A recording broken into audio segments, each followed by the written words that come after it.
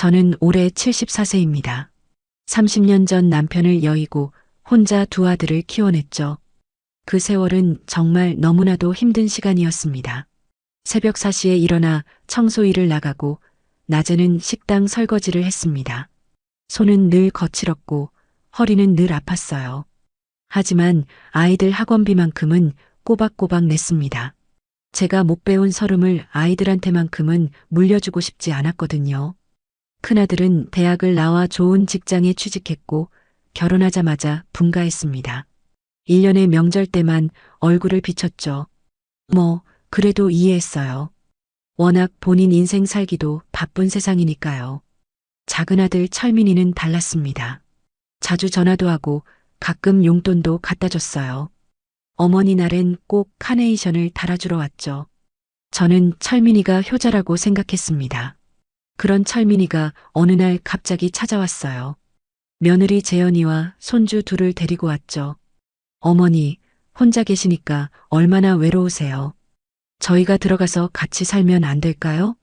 철민이의 말에 제 가슴이 뭉클했습니다. 사실 혼자 사는 게 외롭긴 했거든요. 저녁 먹고 텔레비전 보다가 잠드는 게 일상이었으니까요. 손주들 얼굴도 매일 볼 수 있다는 생각에 기뻤습니다. 그래, 들어와라. 어차피 이 넓은 집에 나 혼자 사는데 뭐. 저는 흔쾌히 승낙했죠. 철민이는 연신 고개를 숙이며 감사하다고 했어요. 재현이도 어머니 모시고 살 수 있어서 영광이에요라고 했습니다. 그렇게 철민이네 가족이 제 집으로 들어왔습니다. 처음 한 달은 정말 좋았어요. 며느리 재현이는 식사 후에 설거지도 하고 빨래도 개고 청소도 했습니다. 철민이는 퇴근하면 손주들 목욕시키고 재우고 했죠. 저는 손주들이랑 놀아주기만 하면 됐어요. 어머니, 편히 쉬세요. 제가 다 할게요. 재현이의 말이 얼마나 고마웠는지 모릅니다. 이런 효부가 어디 있나 싶었죠. 그런데 2달째 접어들면서 뭔가 달라지기 시작했습니다. 재현이가 설거지를 안 하고 방으로 들어가 버렸어요. 싱크대엔 그릇이 쌓여 있었죠. 저는 오늘 피곤한가 보다 생각하고 제가 했습니다. 다음 날도 마찬가지였어요. 그 다음 날도요. 일주일이 지나자 재현이는 아예 설거지를 안 했습니다. 빨래도 청소도 안 했죠. 식사 준비도 제 몫이 됐어요. 어느 날 제가 조심스럽게 물었습니다. 재현아, 요즘 몸이 안 좋니? 재현이는 스마트폰만 보다가 대답했어요. 아니요, 그냥 좀 피곤해서요. 어머니는 하루 종일 집에 계시잖아요.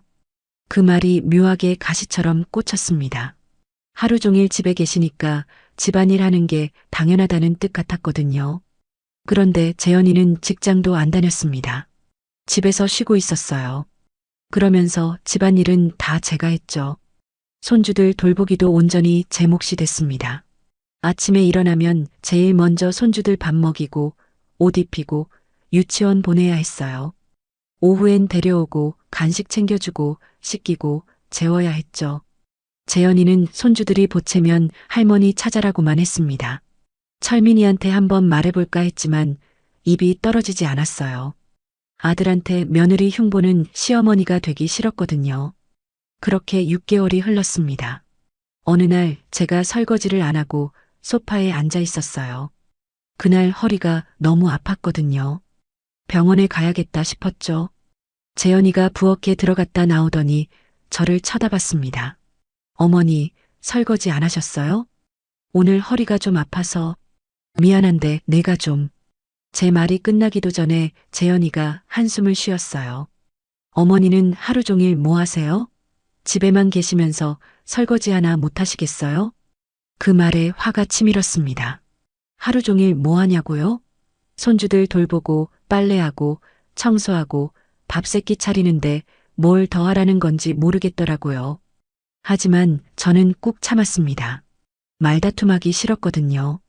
그날 저녁 철민이가 퇴근해서 들어왔을 때 재현이가 말했어요. 오빠, 나 오늘 너무 힘들었어. 어머니가 설거지도 안 하시고. 철민이는 제 얼굴을 힐끗 보더니 아무 말도 하지 않았습니다. 그게 더 서운했죠. 저는 그날부터 아무리 허리가 아파도 집안일을 다 했습니다. 눈치가 보였거든요. 제 집인데 눈치를 보며 산다는 게 얼마나 기가 막혔는지 모릅니다. 월세도 안 받았어요. 공과금도 제가 다 냈죠.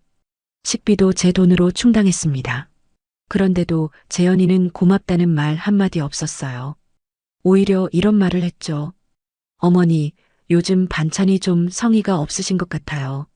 오빠가 회사에서 힘들게 일하는데 좀 더 신경 써주시면 안 돼요? 그 순간 깨달았습니다. 철민이가 효자라서 들어온 게 아니었구나. 전세금이 없어서, 돈이 없어서 들어온 거였구나. 저는 그저 공짜 가정부이자 무료 육아 도우미였던 겁니다. 그렇게 또 몇 달이 흘렀습니다. 저는 매일 아침 6시에 일어나 손주들 아침 식사를 준비했어요. 유치원 보내고, 집 청소하고, 빨래하고, 점심 먹고, 손주들 데리러 가고, 저녁 준비하는 게 일상이었죠. 재현이는 집에서 뭘 하는지 모르겠더라고요. 방에만 들어가 있었습니다. 가끔 나와서 커피 마시고, 스마트폰 보고, 다시 들어갔죠. 철민이는 퇴근하면 저녁 먹고 바로 잠들었어요. 손주들 돌보는 것도 재현이 돕는 것도 없었습니다. 어느 날 오후였습니다. 재현이가 명품 가방을 들고 거실로 나왔어요. 화장도 진하게 하고 옷도 새로 입었더라고요. 어머니, 저 친구들이랑 제주도 가요. 3박 4일이요. 저는 깜짝 놀랐습니다. 갑자기 제주도라니요. 그럼 애들은? 어머니가 봐주시면 되죠. 평소에도 어머니가 다 돌보시잖아요.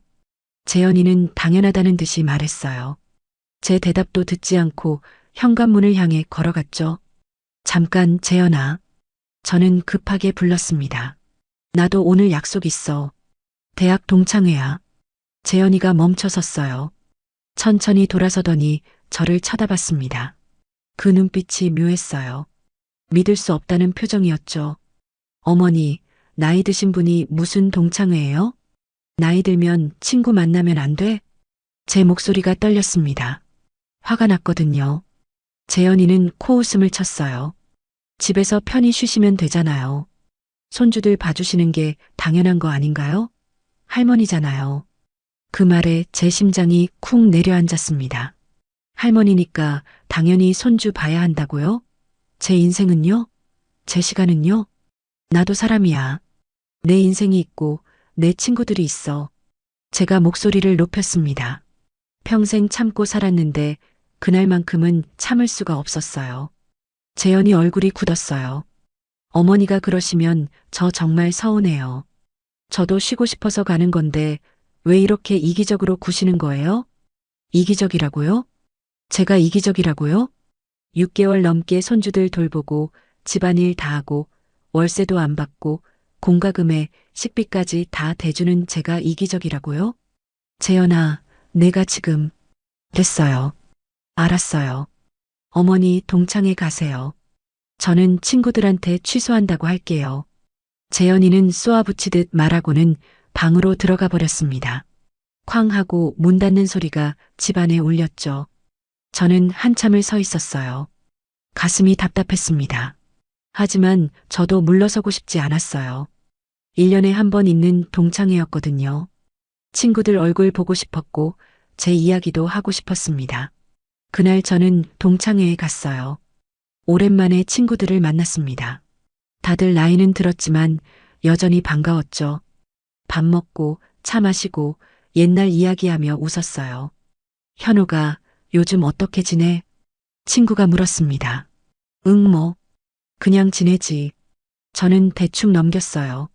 작은 아들네 식구가 들어와서 고생한다는 말은 차마 못하겠더라고요.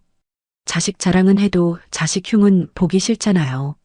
그런데 친구 하나가 말했습니다. 나는 절대 자식들이랑 안 살아. 내 인생 내가 살아야지. 손주 봐주는 것도 한두 번이지. 맨날 봐주면 그게 당연한 줄 알더라고. 다른 친구도 거들었어요. 맞아. 나도 딸이 애 봐달라고 하길래 일주일에 이틀만 봐준다고 했어. 그 이상은 내 인생이 없어져. 친구들 말을 듣다 보니 제가 우습더라고요. 저만 바보처럼 매일 손주 돌보고 집안일 다 하고 눈치 보며 살고 있었던 겁니다. 동창회가 끝나고 집에 돌아왔을 때는 저녁 8시쯤이었어요. 집안이 조용했습니다. 손주들은 벌써 잠들었나 봤죠. 거실에서 텔레비전 소리가 들렸어요. 철민이가 퇴근해서 와 있었습니다. 저는 현관에서 신발을 벗으며 인사했어요. 철민아, 왔니? 대답이 없었습니다. 거실로 들어가니 철민이가 소파에 앉아 있었어요. 옆에는 재현이가 있었죠. 재현이 눈이 빨갛게 부어 있었습니다. 울었나 보더라고요. 제 가슴이 철렁했어요. 뭔가 안 좋은 일이 생긴 건가 싶었죠. 무슨 일 있었어? 제가 물었습니다. 재현이가 고개를 숙이고 훌쩍였어요. 철민이는 저를 빤히 쳐다봤습니다. 그 눈빛이 차갑더라고요. 엄마, 며느리가 우는데 왜 그러세요? 철민이 목소리가 날카로웠습니다. 내가 뭘 어떻게 했는데? 저는 어리둥절했어요. 아침에 동창회 간다고 했던 것밖에 없었거든요.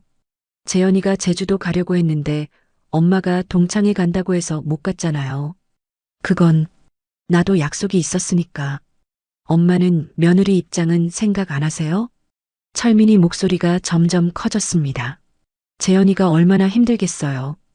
애들 돌보느라 얼마나 지쳤는데 친구들이랑 쉬러 가는 것도 못 가게 하시면 어떡해요. 저는 헛웃음이 나왔어요. 재현이가 애들 돌본다고요? 하루 종일 제가 돌봤는데요. 철민아, 지금 무슨 소리 하는 거야? 애들은 내가 매일 돌보는데. 그래도 엄마는 집에 계시잖아요. 재현이는 애들 때문에 친구도 못 만나고 스트레스 받는데 하루쯤 봐주시면 안 돼요? 철민이는 제 말을 들으려 하지 않았습니다. 저는 답답했어요. 6개월 넘게 매일 돌봐줬는데 하루 못 봐줬다고 이러는 게 말이 되나요? 철민아, 나도 사람이야. 나도 내 친구들 만나고 싶고. 엄마, 지금 며느리가 우는데 그게 중요해요? 철민이 목소리가 더 높아졌습니다. 그리고 다음 순간이었습니다. 철민이가 제 얼굴을 향해 손가락을 들어 올렸어요. 손가락질.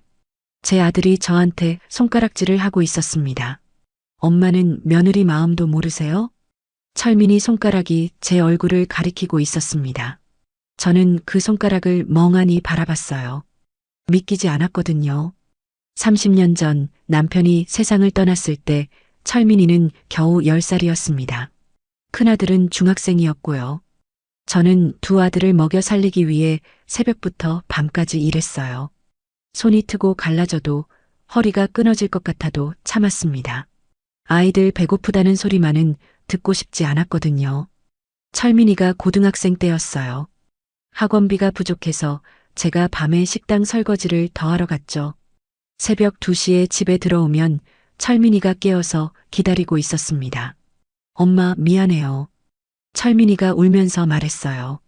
내가 공부 못해서 엄마가 고생하시는 것 같아요. 저는 철민이를 안아줬습니다. 아니야. 엄마는 괜찮아. 너만 건강하게 자라주면 돼.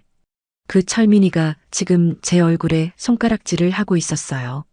엄마, 좀 이해해주세요. 젊은 사람이 얼마나 힘들겠어요. 철민이 목소리에 짜증이 가득했습니다. 저는 천천히 입을 열었어요. 철민아, 나도 힘들어. 엄마는 그냥 집에 계시잖아요. 재현이는 애들 키우느라 청춘을 다 바치고 있는데. 청춘을 다 바친다고요? 저는 웃음이 나왔어요. 쓴웃음이었죠. 그래, 재현이가 청춘을 바치고 있구나. 그럼 나는 뭘 바치고 있는 건데? 엄마, 지금 그게 중요해요? 며느리가 울고 있잖아요. 철민이는 제 말을 자르고 재현이 어깨를 토닥였습니다. 재현이는 고개를 숙인 채 훌쩍거렸어요. 연기 같았습니다. 정말 슬퍼서 우는 게 아니라 뭔가를 얻기 위해 우는 것처럼 보였죠. 철민아, 내가 6개월 동안 뭐 했는지 알아? 저는 목소리를 낮췄습니다. 매일 아침 6시에 일어나서 손주들 밥 먹이고 유치원 보내고 집 청소하고 빨래하고 장 보고 저녁 준비하고 손주들 데리러 가고 씻기고 재우고 그걸 매일 했어. 그건 엄마가 알아서 하신 거잖아요. 철민이 말에 제 심장이 철렁했습니다. 알아서 했다고요? 재현이한테 부탁받아서 한 거야. 아니, 부탁도 아니었어. 그냥 당연히 하라는 식이었지. 엄마, 그렇게 말씀하시면 재현이가 상처받아요. 철민이는 여전히 재현이 편만 들었습니다. 저는 그제야 깨달았어요. 이 아들은 이미 며느리 편이구나. 엄마가 뭐라고 해도 소용없겠구나. 월세도 안 받았어. 공과금도 내가 다 냈고 식비도 내 돈으로 샀어. 그런데 하루 손주 못 봐준다고 이래? 제 목소리가 떨렸습니다. 철민이 표정이 굳었어요. 엄마, 목소리 낮추세요. 애들 깨요. 지금 그게 중요해? 내가 지금 무슨 말을 하는지 들어. 저는 소리를 질렀습니다. 평생 아들한테 소리 지른 적이 없었는데 그날은 참을 수가 없었어요. 재현이가 깜짝 놀라 고개를 들었습니다. 눈물이 뚝뚝 떨어지고 있었죠. 어머니, 제가 잘못했어요. 제가 너무 철없었나 봐요. 재현이가 떨리는 목소리로 말했어요. 앞으로는 제가 모든 집안일 할게요. 어머니, 편히 쉬세요. 겉으로는 사과하는 것 같았지만 그 어조가 이상했습니다. 마치 제가 며느리를 괴롭히는 못된 시어머니처럼 만드는 느낌이었죠. 철민이가 재현이 손을 잡았어요. 괜찮아. 당신 잘못 없어. 그리고 저를 쳐다봤습니다. 엄마, 재현이가 사과했잖아요. 이제 그만하세요. 저는 어이가 없었어요. 재현이 사과가 진심이 아니라는 걸 철민이는 모르는 걸까요? 아니면 알면서도 모른 척하는 걸까요? 철민아, 너 지금 뭐 하는 거야? 엄마야말로 지금 뭐 하시는 거예요? 며느리 울리고 저한테 소리 지르고. 철민이 목소리가 차가웠습니다. 저는 그 순간 모든 힘이 빠졌어요. 아, 이 아들은 이제 제 아들이 아니구나. 며느리 남편일 뿐이구나. 엄마는 항상 그러셨어요. 자기 생각만 하시고 남 입장은 생각 안 하시고. 철민이가 덧붙였습니다. 항상 그랬다고요? 저는 평생 남 생각하며 살았습니다. 제 인생은 뒷전이었어요. 아이들 키우느라, 남편 병간호하느라, 시부모 모시느라 제 꿈은 다 접었죠. 그런데 제가 남 생각을 안 한다고요? 철민아, 엄마가 너를 어떻게 키웠는지 기억해? 엄마, 그건 엄마가 선택하신 거잖아요. 제가 낳아달라고 한 것도 아니고. 철민이 말에 제 머릿속이 하얘졌습니다. 낳아달라고 한 것도 아니라고요? 그럼 뭐죠? 제가 바보같이 키웠다는 건가요? 저는 더 이상 말하고 싶지 않았어요. 알았다. 내가 잘못했다. 저는 방으로 들어갔습니다. 문을 닫는 순간 눈물이 쏟아졌어요. 침대에 주저앉아 한참을 울었습니다. 소리내지 않고 조용히 울었죠. 30년. 30년을 아이들 위해 살았는데 이게 제가 받을 대우인가요? 손가락질. 며느리 편만 드는 아들. 제가 잘못 키운 걸까요? 아니면 처음부터 이 아들은 이런 아이였던 걸까요? 저는 그날 밤 한숨도 자지 못했습니다. 새벽 4시가 되자 습관적으로 일어나려다가 멈췄어요. 왜 일어나야 하죠? 손주들 밥 먹이려고요? 그게 제 의무인가요? 저는 다시 누웠습니다. 6시가 됐어요. 밖에서 손주들 소리가 들렸습니다. 할머니, 배고파요. 평소 같았으면 벌떡 일어났을 겁니다. 하지만 그날은 움직이고 싶지 않았어요. 문 두드리는 소리가 났어요. 엄마, 애들 밥 안 주세요? 철민이 목소리였습니다. 저는 대답하지 않았어요. 엄마. 철민이가 다시 문을 두드렸죠. 저는 이불을 머리까지 덮었습니다. 그날 아침 저는 방에서 나가지 않았어요. 점심때도 저녁때도 나가지 않았습니다. 문 밖에서 철민이와 재현이가 수군거리는 소리가 들렸어요. 어머니, 왜 저러시는 거야? 모르겠어요. 어제 제가 뭘 잘못했나? 재현이가 억울하다는 듯이 말했습니다. 저는 코웃음을 쳤어요. 뭘 잘못했는지 정말 모르는 건지 아니면 모르는 척하는 건지. 밤이 됐습니다. 저는 침대에 누워 천장만 바라봤어요. 그리고 결심했습니다. 이제 그만 참자. 이제 제 인생을 살자. 손가락질하는 아들과는 더 이상 함께 살 수 없다. 다음 날 아침 저는 일찍 일어났습니다. 평소처럼 손주들 밥을 해주려는 게 아니었어요. 제가 할 일이 있었거든요. 스마트폰을 켜고 부동산 앱을 열었습니다. 우리 동네 시세를 검색했죠. 제 집은 방 3개짜리 아파트였어요. 남편이 살아있을 때 정말 힘들게 마련한 집이었습니다. 대출 갚느라 10년을 허리띠 졸라맸죠. 지금 시세를 보니 꽤 올랐더라고요. 이 집을 팔면 작은 아파트 하나 사고도 노후 자금이 남겠다 싶었습니다. 저는 부동산 중개소 몇 군데에 전화를 걸었어요. 네, 매물로 내놓고 싶은데요. 중개인이 놀라는 목소리로 물었습니다. 급하게 파셔야 하나요? 급한 건 아닌데 빨리 팔렸으면 좋겠어요. 알겠습니다. 오늘 오후에 한번 방문해도 될까요? 네, 좋아요. 저는 전화를 끊고 옷을 갈아입었습니다. 방문을 열고 나가니 거실에서 재현이가 커피를 마시고 있었어요. 손주들은 텔레비전을 보고 있었죠. 어머니, 아침 안 드세요? 재현이가 물었습니다. 목소리가 조심스러웠어요. 나는 밖에서 먹을 거야. 저는 짧게 대답하고 현관으로 향했습니다. 어머니, 어디 가세요? 볼 일 있어. 저는 신발을 신고 나갔어요. 재현이가 뭐라고 말하는 것 같았지만 듣지 않았습니다. 근처 카페에 가서 아침을 먹었어요. 샌드위치와 커피였죠. 혼자 먹는 아침이 이렇게 편할 줄 몰랐습니다. 손주들 밥 먹이느라 허둥지둥할 필요도 없고 재현이 눈치 볼 필요도 없었어요. 오후 2시쯤 집으로 돌아왔습니다. 부동산 중개인이 곧 올 시간이었거든요. 집에 들어서니 철민이가 소파에 앉아 있었어요. 휴가를 낸 모양이었죠. 엄마, 어디 갔다 오세요? 볼일 봤어. 저는 간단히 대답했습니다. 초인종이 울렸어요. 부동산 중개인이 도착한 겁니다. 제가 문을 열자 양복 입은 남자가 들어왔어요. 안녕하세요. 전화 주신 분이시죠? 네, 들어오세요. 저는 중개인을 안내했습니다. 철민이와 재현이가 어리둥절한 표정으로 쳐다봤어요. 어머니, 이분은 누구세요? 재현이가 물었습니다. 저는 중개인을 보며 말했어요. 이 집 구조 좀 보세요. 얼마에 내놓으면 될까요? 중개인이 집안을 둘러보기 시작했습니다. 방을 하나씩 확인하고 베란다도 보고 화장실도 봤죠.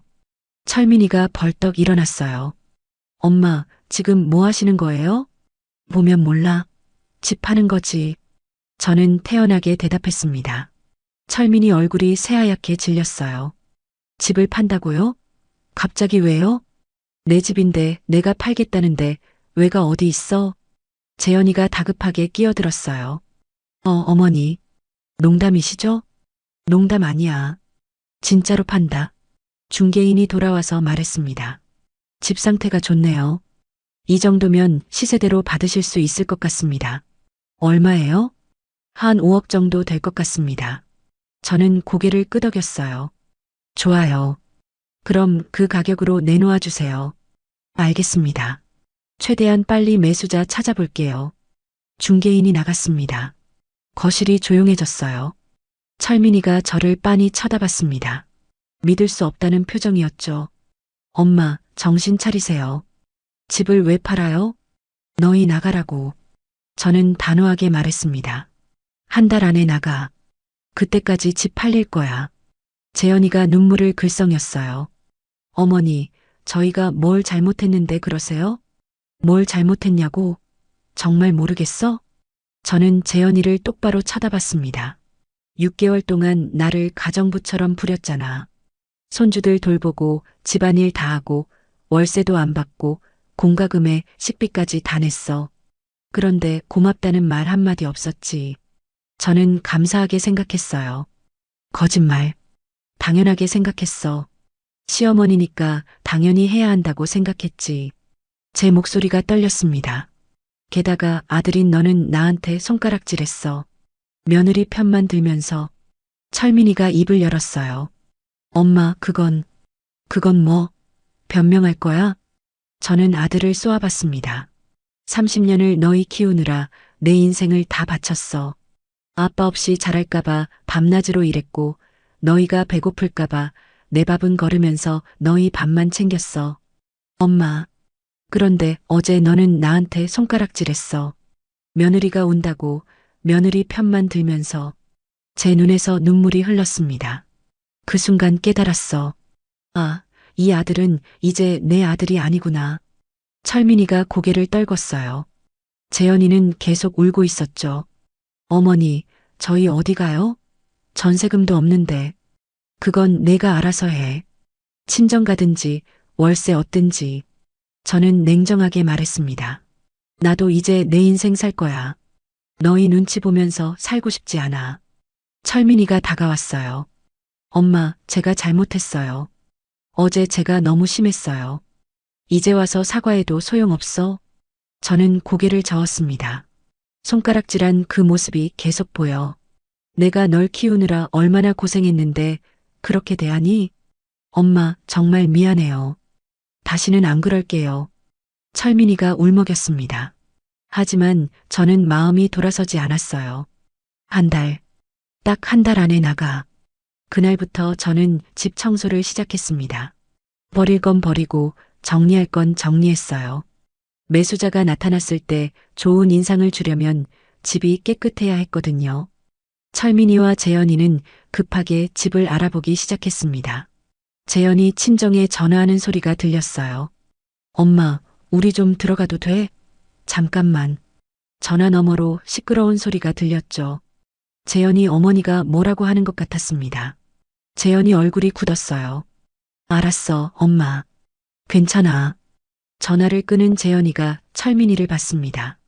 오빠, 우리 친정도 안 된대. 어떻게? 월세라도 알아봐야지. 철민이 목소리가 지쳐 있었습니다. 저는 그 모습을 보면서도 마음이 움직이지 않았어요. 자업자득이었죠. 2주가 지났습니다. 부동산에서 연락이 왔어요. 집 보러 오겠다는 사람이 있습니다. 좋아요. 언제 오나요? 내일 오후 2시요. 다음 날 젊은 부부가 집을 보러 왔습니다. 구석구석 살펴보더니 만족스러워 하더라고요. 여기 마음에 들어요. 계약하고 싶습니다. 3주 만에 집이 팔렸습니다.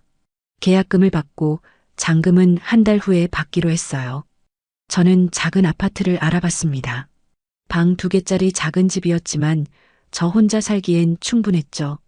계약하고 이사 날짜를 잡았어요. 철민이네도 급하게 월세방을 구했습니다. 재현이 친정 근처 좁은 투룸이었죠. 이사 날이 다가왔습니다.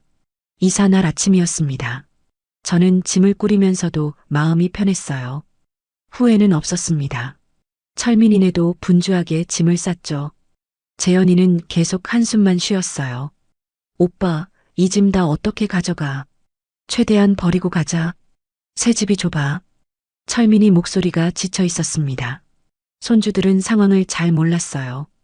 그저 신기하다는 듯 짐 싸는 모습을 구경했죠. 할머니, 우리 어디 가요? 할머니는 할머니 집 가고 너희는 너희 집 가는 거야. 할머니랑 같이 못 살아요? 손주가 물었습니다. 제 가슴이 찡했어요. 아이들은 죄가 없었으니까요. 할머니가 나중에 보러 갈게. 저는 손주 머리를 쓰다듬었습니다. 이사 트럭이 2대 왔어요. 하나는 제 짐을, 하나는 철민이네 짐을 실었죠. 큰아들이 도우러 왔습니다. 저한테만요. 철민이는 도와주지 않았어요. 엄마, 잘 결심하셨어요. 큰아들이 제 어깨를 토닥였습니다. 철민이 저 녀석 버릇없이 굴었다며요? 당연히 혼내셔야죠. 응, 이제 내 인생 살아야지. 저는 쓸쓸하게 웃었어요. 철민이가 짐을 나르다가 저를 힐끗 봤습니다. 뭔가 말하고 싶은 표정이었지만 끝내 말하지 않았어요. 재현이는 아예 저를 쳐다보지도 않았습니다. 오후가 되자 이사가 다 끝났어요. 저는 새 아파트로 향했고 철민이네는 월세방으로 갔습니다.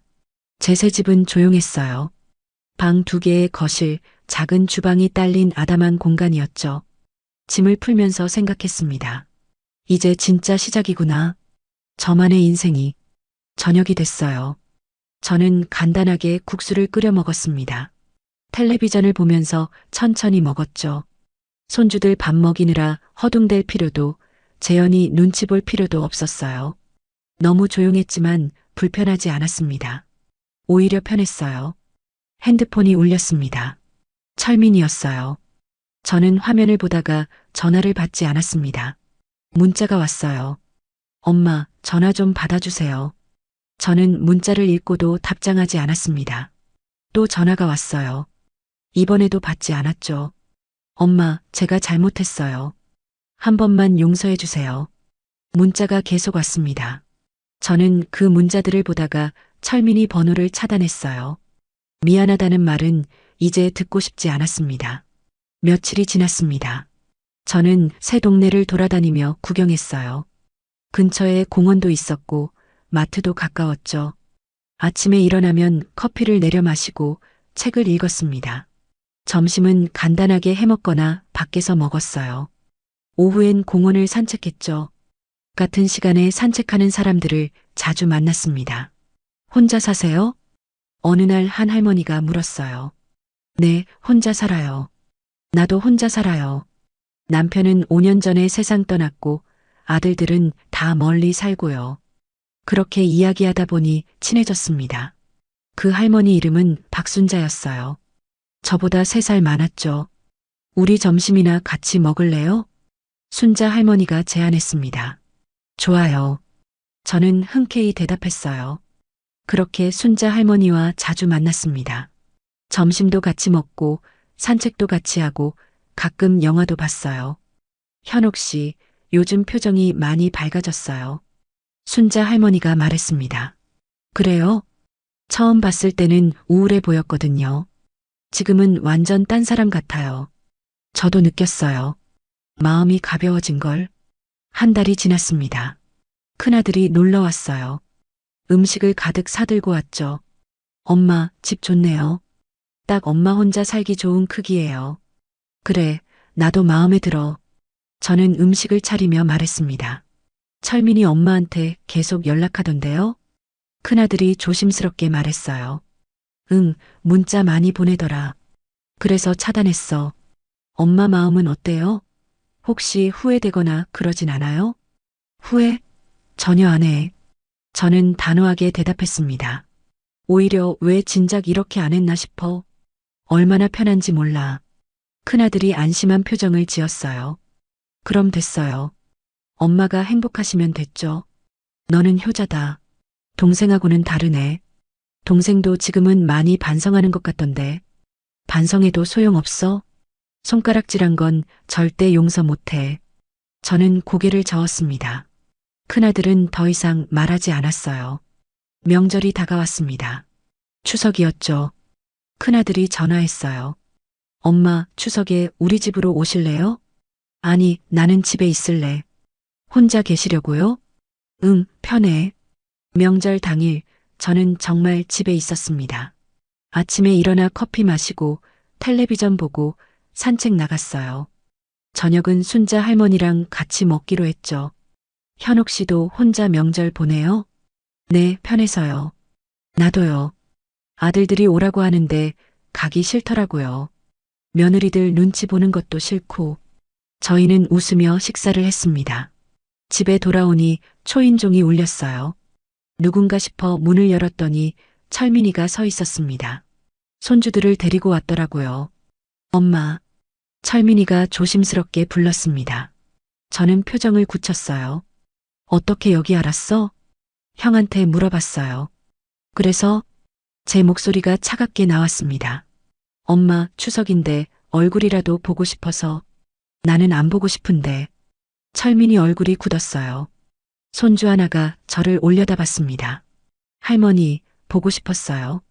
제 가슴이 아팠어요. 손주들은 정말 죄가 없었으니까요. 할머니도 보고 싶었어. 그런데 오늘은 안 돼. 다음에 보자. 할머니. 손주가 울먹였습니다. 철민이가 손주 손을 잡았어요. 가자. 할머니 피곤하시대. 엄마, 그럼 다음에라도. 연락하지 마. 차단했잖아. 저는 문을 닫았습니다. 문 뒤에서 철민이가 한참 서 있는 게 느껴졌어요. 하지만 저는 문을 다시 열지 않았습니다. 발소리가 멀어졌죠. 저는 소파에 앉아 한숨을 쉬었습니다. 손주들 얼굴을 보니 마음이 약해질 뻔했어요. 하지만 안 됩니다. 여기서 물러서면 다시 예전처럼 될 테니까요. 6개월이 흘렀습니다. 저는 완전히 새 삶에 적응했어요. 순자 할머니와 요가 수업도 등록했습니다. 일주일에 2번씩 갔죠. 독서 모임에도 가입했어요. 한 달에 1번 모여서 책 이야기를 나눴습니다. 여행도 다녀왔어요. 순자 할머니랑 강릉에 2박 3일로 갔죠. 바다를 보며 걸었습니다. 회도 먹고 커피도 마셨어요. 큰아들이 가끔 용돈을 갖다 줬습니다. 엄마 건강하세요. 필요한 거 있으면 언제든 말씀하시고요. 고맙다. 너는 진짜 효자야. 저는 큰아들을 꼭 안아줬어요. 철민이는 어떻게 지내? 큰아들이 조심스럽게 물었습니다. 모르겠어. 관심 없어. 엄마, 그 애는 이제 내 아들 아니야. 며느리 남편일 뿐이지. 제 목소리는 단호했습니다. 손가락질했던 그날 이후 철민이는 정말 제 아들이 아니게 됐어요. 그리고 저는 후회하지 않았습니다. 그 후 1년이 또 훌쩍 지났습니다. 저는 제 삶에 완전히 만족하고 있었어요. 순자 할머니랑 등산 동호회에도 가입했죠. 주말마다 가까운 산을 올랐습니다. 건강도 좋아지고 친구들도 많이 생겼어요. 어느 날 큰아들이 전화했습니다. 엄마, 철민이 요즘 많이 힘들어하는 것 같아요. 그래. 저는 무심하게 대답했어요. 지금 월세 사는데 방이 너무 좁아서 애들이 힘들어한대요. 큰아들 목소리가 안타까웠습니다. 그건 철민이가 알아서 할 일이지. 나랑 무슨 상관이야? 그리고요, 재현이가 파트타임 일 시작했대요. 생활비가 부족해서요. 저는 코웃음을 쳤어요. 그렇게 놀고 먹더니 이제야 일하네. 철민이가 퇴근하면 애들 돌봐야 해서 정말 힘들어 보이던데. 그럼 그때 엄마가 얼마나 힘들었는지 이제 알겠네. 제 목소리는 냉정했습니다. 엄마, 그래도. 됐어. 철민이 얘기는 더 하지 마. 나는 관심 없어. 저는 전화를 끊었습니다. 한 달쯤 지났을까요? 큰아들이 또 전화했어요. 엄마, 철민이가 진심으로 반성하고 있어요. 제가 봐도 많이 달라졌어요. 그래, 잘 됐네. 엄마한테 사과하고 싶대요. 한 번만 만나주시면 안 될까요? 싫어. 저는 단호하게 거절했습니다. 엄마, 그래도 동생인데. 손가락질한 건 절대 못 잊어. 며느리 편만 들던 것도 기억나. 용서 못해. 큰아들은 한숨을 쉬었어요. 알겠어요, 엄마. 너무 무리하게 말씀드린 것 같네요. 며칠 후였습니다. 저녁에 산책을 마치고 집에 돌아왔어요. 아파트 입구에 누군가 앉아 있었습니다. 가까이 가보니 철민이었어요. 재현이도 함께 있었죠. 두 사람 모두 초췌해 보였습니다. 엄마. 철민이가 저를 보자마자 무릎을 꿇었습니다. 재현이도 따라서 무릎을 꿇었어요. 뭐 하는 거야? 일어나. 저는 당황해서 주위를 둘러봤습니다. 다행히 사람들이 별로 없었어요. 엄마, 저 정말 잘못했어요. 철민이 목소리가 떨렸습니다. 제가 미쳤었어요. 엄마한테 손가락질하고 며느리 편만 들고 정말 사람도 아니에요. 저는 지금 와서 그게 무슨 소용이야? 저는 차갑게 말했습니다. 어머니, 제가 정말 잘못했어요. 재현이도 울먹이며 말했어요. 어머니한테 얼마나 큰 신뢰를 했는지 이제야 알았어요. 어머니가 해주신 것들을 제가 직접 하고 나서야 깨달았어요. 이제 와서 깨달아봤자 뭐해. 저는 그들을 지나쳐가려고 했습니다. 철민이가 제 다리를 붙잡았어요. 엄마, 제발. 한 번만 용서해 주세요. 제가 얼마나 후회하는지 몰라요. 내 다리 놔라. 엄마가 매일 아침 6시에 일어나서 애들 밥 먹이고 유치원 보내고 청소하고 빨래하고 그걸 제가 지금 하고 있어요. 철민이 목소리가 떨렸어요. 회사 갔다 와서 애들 돌보고 재우고 설거지하고 주말엔 빨래하고 청소하고 엄마 정말 힘들더라고요. 그래서 이제야 알았어요. 엄마가 얼마나 힘드셨을지. 그런데 저는 고맙다는 말 한마디 안 했어요. 오히려 엄마한테 화내고 손가락질까지 했죠. 철민이가 울기 시작했습니다. 엄마, 저 용서 못 받아도 괜찮아요. 그냥 한 번만이라도 사과하고 싶었어요. 제가 얼마나 나쁜 놈이었는지 말하고 싶었어요. 재현이도 바닥에 머리를 조아렸어요. 어머니, 제가 정말 철이 없었어요. 시어머니니까 당연히 해주시는 줄 알았어요. 제가 정말 못됐어요. 저는 그들을 내려다봤습니다. 마음 한편이 흔들렸어요. 아무리 미워도 30년을 키운 아들인데.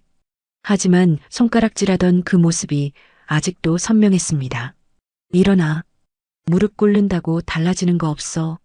엄마, 너희가 진심으로 반성한다면 앞으로 제대로 살아.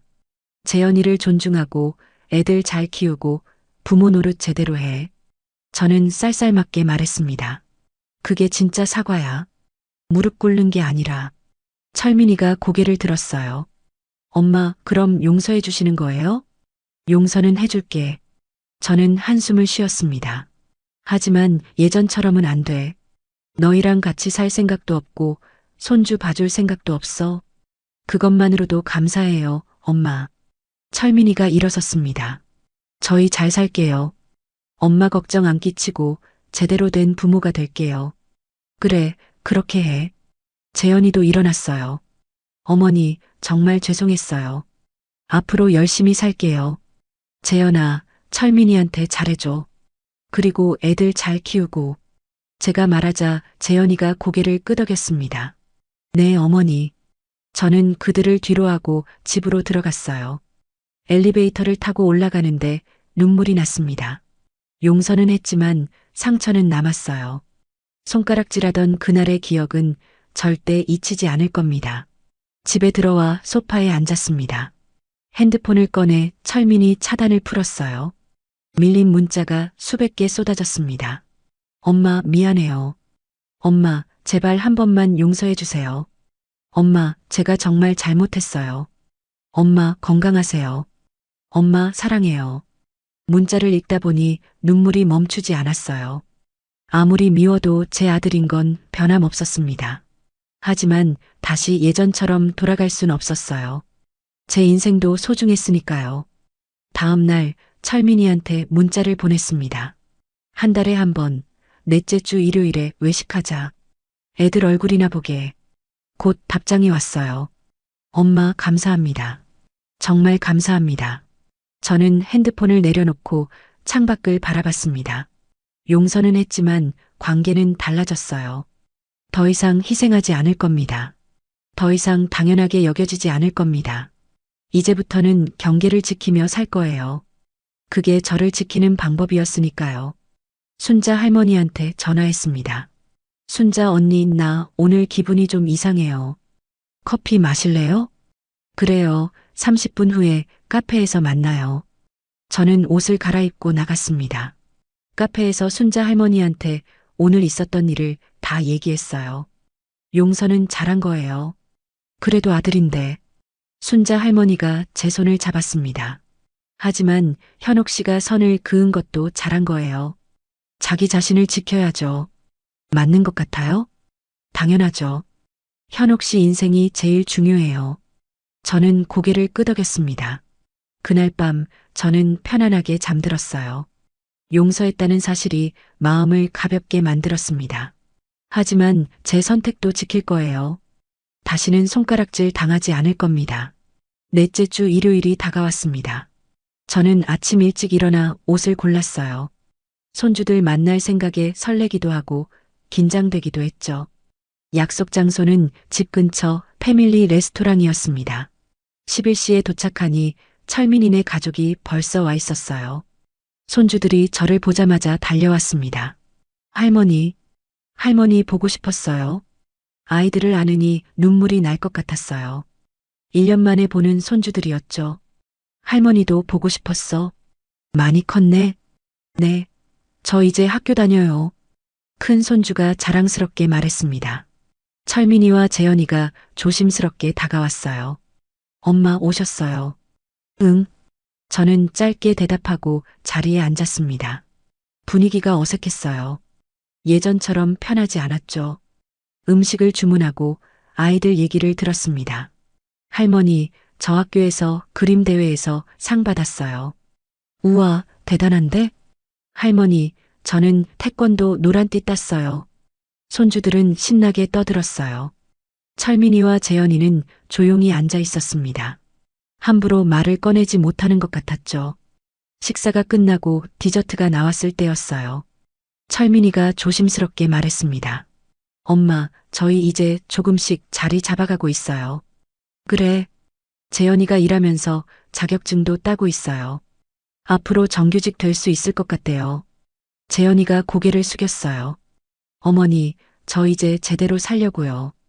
예전처럼 놀고 먹지 않을 거예요. 그래, 잘하고 있네. 저는 담담하게 대답했습니다. 엄마, 저도 회사에서 진급했어요.